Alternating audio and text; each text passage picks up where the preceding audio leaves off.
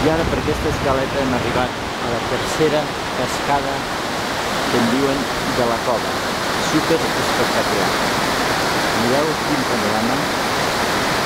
És una cosa realment maca. Mireu de dalt.